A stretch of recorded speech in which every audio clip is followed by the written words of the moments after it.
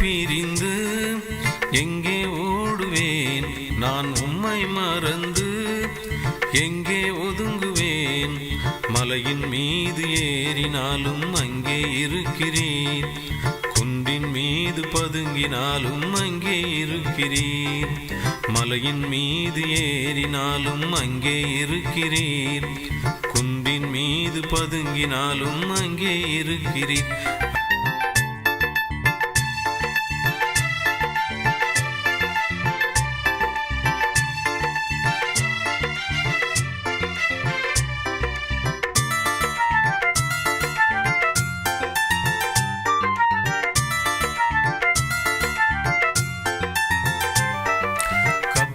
அடியில் படுத்தாலும் அங்கே இருக்கிறீர், கடலின் அடியில் போட்டாலும் அங்கே இருக்கிறீர்.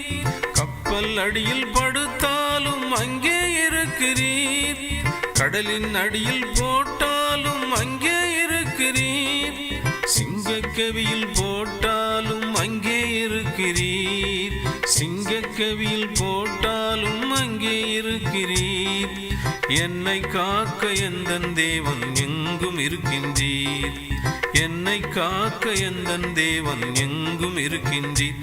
ஐயா உம்மை பிரிந்து எங்கே ஓடுவேன்?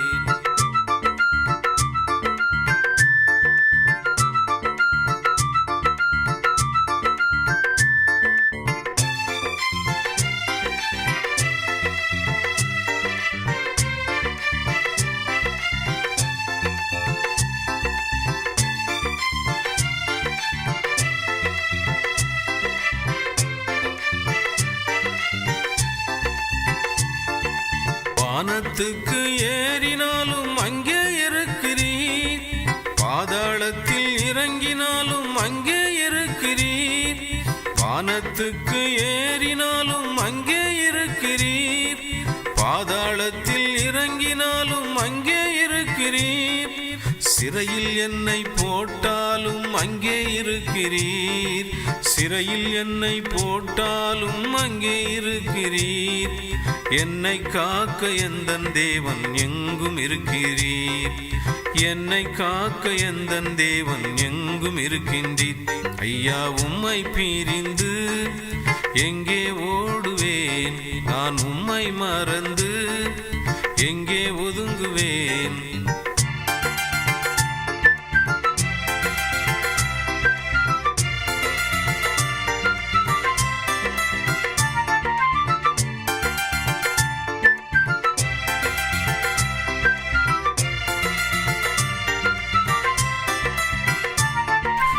வனாந்தரத்தில் புலம்பினாலும் அங்கே வருகின்றீர், சூறைச் செடிகள் சுருண்டிட்டாலும் அங்கே வருகின்றீர்.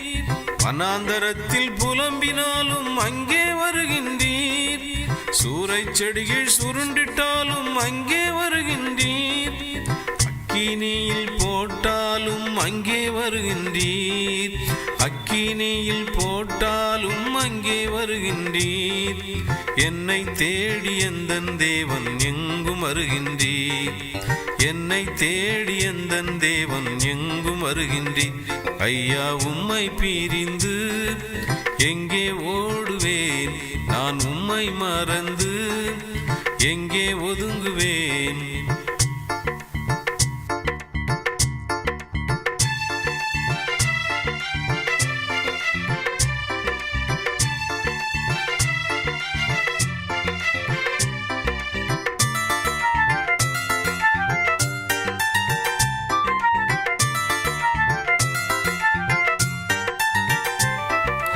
எங்களுக்காய் உந்தன் தோளில் சிலுவை சுமந்தீர், எங்களுக்காய் ரத்தம் சிந்தி மரித்து எழுந்தீர். எந்தனுக்காய் உந்தன் தோளில் சிலுவை சுமந்தீர், எங்களுக்காய் ரத்தம் சிந்தி மரித்து எழுந்தீர். எங்களுக்காய் விண்ணில் அமர்ந்து பரிந்து பேசுகிறீர், எங்களுக்காய் விண்ணில் அமர்ந்து பரிந்து பேசுகிறீர். உம்முடைய அன்புக்கில்லை ஈடு உலகினிலே, உம்முடைய அன்புக்கில்லை ஈடு உலகினிலே. ஐயா உம்மை பிரிந்து எங்கே ஓடுவேன்? உம்மை மறந்து எங்கே ஒதுங்குவேன்? மலையின் மீது ஏறினாலும் அங்கே இருக்கிறீர், குன்றின் மீது பதுங்கினாலும் அங்கே இருக்கிறீர். ஐயா, உம்மை பிரிந்து எங்கே ஓடுவேன்? நான் உம்மை மறந்து எங்கே ஒதுங்குவேன்? கிறிஸ்துவுக்குள் எனக்கு அன்பான இறை மக்களே, கடலூர் மாவட்டம் சிதம்பரம் தாலுகாவில் இருந்து கிறிஸ்துவின் ஜீவ ஊழியம் வழங்கும் கிறிஸ்துவின் ஜீவ வார்த்தை நேரத்திற்குள்ளாக நாம் சில வசனங்களை நாம் தியானிக்கலாம். மார்க் எழுதின சுவிசேஷம் 11ஆம் அதிகாரம் 1 முதல் 3 வசனங்கள் இப்படியாய் சொல்லுகிறது. அவர்கள் எருசலேமுக்கு சமீபமாய் சேர்ந்து ஒலிவ மலைக்கு அருகான பெத்லெகேம் பெத்தானியா என்னும் ஊருக்கு வந்தபோது அவர் தம்முடைய சீஷர்களில் 2 பேரை நோக்கி, உங்களுக்கு எதிரே இருக்கிற கிராமத்துக்கு போங்கள், அதிலே பிரவேசித்தவுடனே மனுஷர் ஒருவரும் ஒரு காலம் ஏறியிராத ஒரு கழுதை குட்டியை கட்டியிருக்க காண்பீர்கள், அதை அவிழ்த்து கொண்டு வாருங்கள்.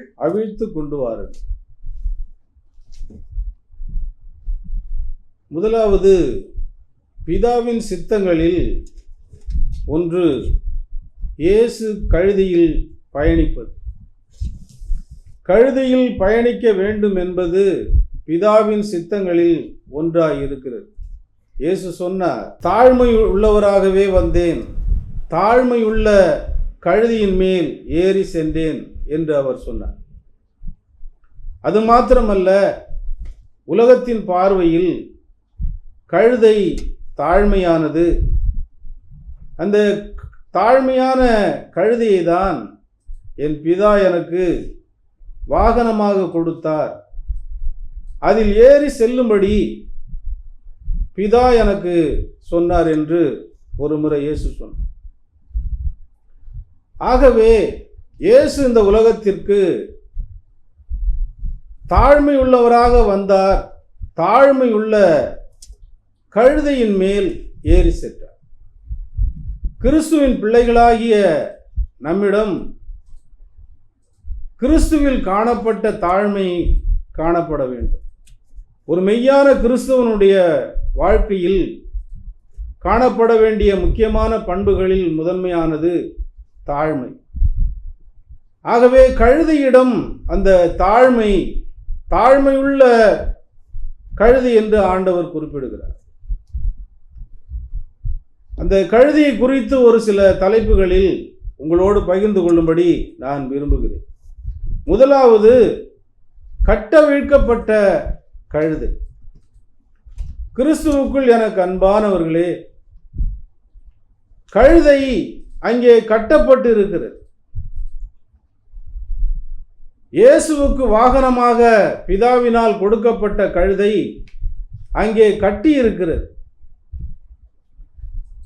அதை குறித்து ஆவிக்குரிய கண்ணோட்டத்தில் பார்க்கும் பொழுது, இன்றைக்கு மனிதர்கள் பல வகைகளில் கட்டப்பட்டிருக்கிறார்கள். அவரை துதிக்க முடியாதபடி அநேகருடைய நாவுகள் கட்டப்பட்டிருக்கிறது. அவரை தரிசிக்க முடியாதபடி அநேகருடைய மனக்கண்கள் கட்டப்பட்டிருக்கிறது. அது மாத்திரமல்ல, அவர் சொல்லுகிறார், என் நாமம் தரிக்கப்பட்ட என் ஜனங்கள் கட்டுண்டு சிக்குண்டு கிடக்கிறார்கள் என்று ஆண்டவர் சொல்லுகிறார். இப்படி அநேகர் பல பாவ பழக்க வழக்கங்களினால் கட்டப்பட்டிருக்கிறார்கள். பிசாசினாலும் பில்லி சூனியத்தினாலும் அநேகர் கட்டப்பட்டவர்களாய் காணப்படுகிறார்கள். கரையில் போட்ட மீனை போல அவர்கள் தவித்து கொண்டிருக்கிறார்கள். யார் எனக்கு உதவுவார்? யார் என்னை காப்பாற்றுவார்? யார் என்னை தூக்கி விடுவார் என்று இன்றைக்கு அநேகர் கலங்கி தவித்து கொண்டிருக்கிறார்கள். அநேகர் அழுது புலம்பிக் கொண்டிருக்கிறார்கள். புற மதத்தினரும் அப்படி அழுது புலம்பிக் கொண்டிருப்பதை நான் கண்டு அவர்களுக்கும் நான் உதவுகிற கடவுளாய் இருக்கிறேன் என்றும் ஆண்டவர் சொல்லுகிறார். புற மதத்தினருக்கும் ஆண்டவர் உதவுகிற கடவுளாய் இருக்கிறார். அவருடைய பிள்ளைகளாகிய நமக்கு ஆண்டவர் உதவுவது அதிக நிச்சயமாய் இருக்கிறது. கட்டுண்ட நிலையிலேயே மனிதர்கள் வாழ வேண்டும் என்பது கடவுளுடைய விருப்பம் அல்ல. அடிமைத்தனத்தில் இருக்கிறவர்கள் அதிலேயே இருக்க வேண்டும் என்பது ஆண்டவருடைய சித்தம் அல்ல. அதனால்தான் அவர் ரட்சிக்கும்படியாக இறங்கி வந்தார், விடுவிக்கும்படியாக இறங்கி வந்தார். ஆகவே மெய்யாகவே ஒரு கிறிஸ்தவருடைய வாழ்க்கையில் நாம் ஒரு காலத்தில் கட்டுண்டவர்களாய் காணப்பட்டோம். இறங்கி வந்து ஆண்டவர் விடுவித்து சென்றிருக்கிறார். ஆகவே இந்த நாட்களில் ஆண்டவர் கழுதி கட்டவிழ்த்து கொண்டு வந்தது போல நாம் பலவிதமான கட்டுகளில் இருந்து அவிழ்க்கப்பட்டவர்களாய் அவரிடம் கூட்டி சேர்க்கப்பட்டிருக்கிறோம். அதை இன்னொரு அடுத்த தலைப்பாக நாம் பார்க்கும் பொழுது அது அறிந்து கொண்ட கழுதை என்று நாம் பார்க்கலாம். இயேசு சொல்லுகிறார், கழுதை என்னை அறிந்து கொண்டது, என் ஜனம் என்னை அறிந்து கொள்ளவில்லை என்று ஆண்டவர் சொல்லி வேதனைப்படுகிறார். கழுதை அவரை அறிந்திருந்தது, ஆனால் அவருடைய ஜனமாகிய நாம் அவரை அறியாதவர்களாய் வாழ்ந்து கொண்டிருக்கிறோம். என் ஜனம் என்று ஆண்டவர் சொல்லுகிறார். என் மகனே என்று சொல்லுகிற ஆண்டவர், என் மகளே என்று சொல்லுகிற ஆண்டவர், அவர் அன்பு நிறைந்த ஆண்டவர் நம்மை பார்த்து சொல்லுகிற காரியம், கழுதை என்னை அறிந்திருந்தது, என் ஜனம் என்னை அறிந்து கொள்ளவில்லை என்று ஆண்டவர் சொல்லி வேதனைப்படுகிறார். அதனால இந்த நாட்களில் அறிவு படைத்த மனிதர்களாகிய நாம் அறிந்து கொள்ளாமல் வாழ்ந்து கொண்டிருக்கிறோம்.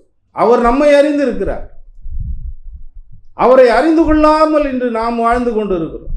ஆகவே மெய் தெய்வமாகிய அவரை நாம் இந்த நாட்களில் அறிந்து கொள்ள வேண்டியது அவசியமாக இருக்கிறது.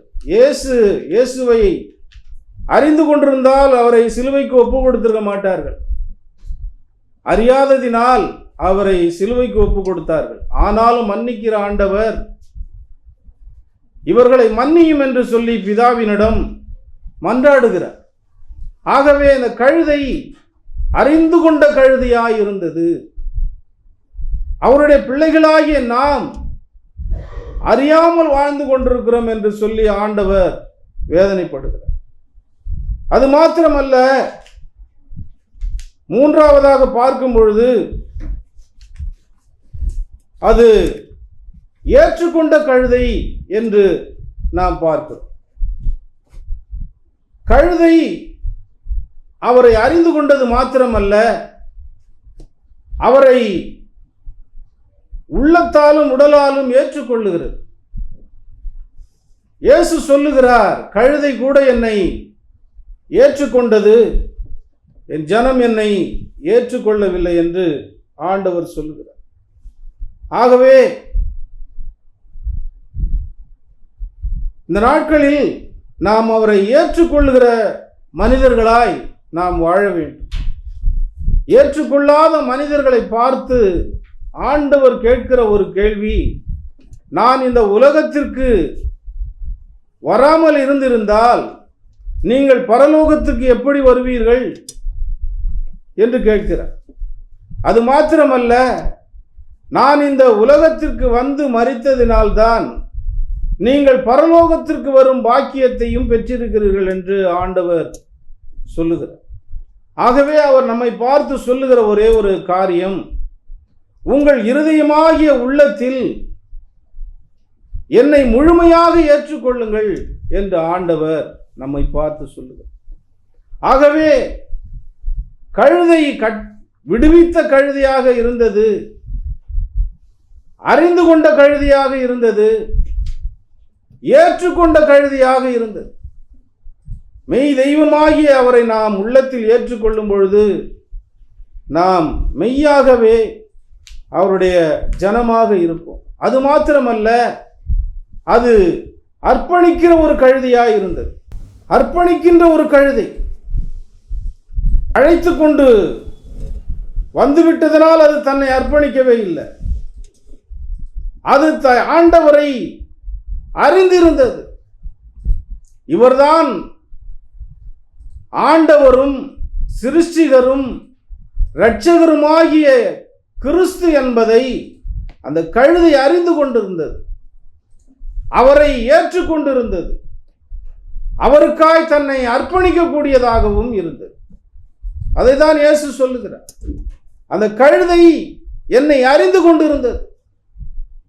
மெய் தெய்வமாகிய அவரை நாம் ஏற்றுக்கொள்ளுகிறவர்களாக, உள்ளத்தில் ஏற்றுக்கொள்ளுகிறவர்களாக, அவருக்காக அர்ப்பணிக்கிறவர்களாக நாம் வாழ வேண்டும்.